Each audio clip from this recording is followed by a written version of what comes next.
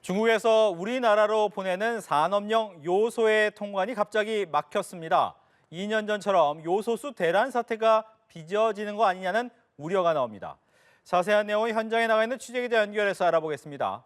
문영민 기자, 중국의 요소수 수출 보류 어떤 배경에서 이뤄진 겁니까? 네, 저는 서울 양천구 서부 트럭터미널에 나와 있습니다. 이 산업용 요소는 뒤에 보이는 화물차나 트럭, 또 버스가 움직이려면 필수적이고요. 제철소나 화력발전소 등에서 매연 저감을 위해서도 사용됩니다. 지난달 30일 중국 세관은 한국으로 보내는 산업용 요소 수출을 보류하기 시작했습니다.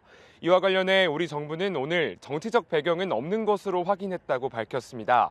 이어서 중국 내부적으로 요소 수요가 긴장돼 통관 지연이 일어난 것이라고 설명했습니다. 실제로 최근 중국 시장 내 요소 공급 부족 현상이 나타난 것으로 알려졌는데요.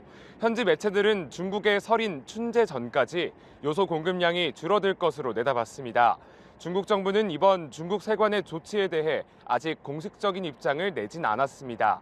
이에 우리 정부는 구체적 사실관계를 요청했고 답변을 기다리고 있다고 전했습니다.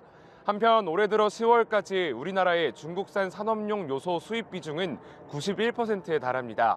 결국 중국의 요소 수출 지연 기간이 길어지면 요소수 대란을 무시할 수 없습니다. 지난 2021년이었죠. 그 당시에도 중국의 요소 수출 제한으로 품귀 현상을 빚었는데 이번에도 같은 사태가 재현될까 우려가 큽니다. 우리 정부 대책을 내놓고 있습니까? 네, 정부가 중국발 요소수 대란 우려와 관련해 비축 물량과 수입처 다변화를 꾀하기로 했습니다.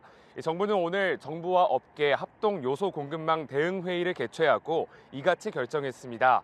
우선 정부는 공공 비축량을, 업계는 동남아와 중동 등 수입처를 늘려 요소 확보에 나설 예정입니다. 12월 현재 국내 재고와 중국 외 국가로부터 도입 예정 물량은 약 3개월분이 확보가 돼 있는데요.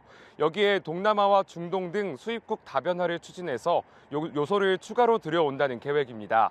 정부는 또 중국 세관의 검역 완료 물량이 차질 없이 도입될 수 있도록 한다고 설명했습니다. 이를 위해 다양한 채널로 협의에 나선다고 밝힌 가운데 오늘 한국과 중국의 FTA 공동위원회가 열렸습니다. 정부는 수출 지연이 공급망 전반에 부정적 영향을 준다며 중국 측에 즉각적인 조치를 요구했습니다. 이와 함께 필요시 시장 안정화를 위한 조치도 선제적으로 준비하기로 했습니다. 지금까지 서부 트럭터미널에서 연합뉴스TV 문영민입니다.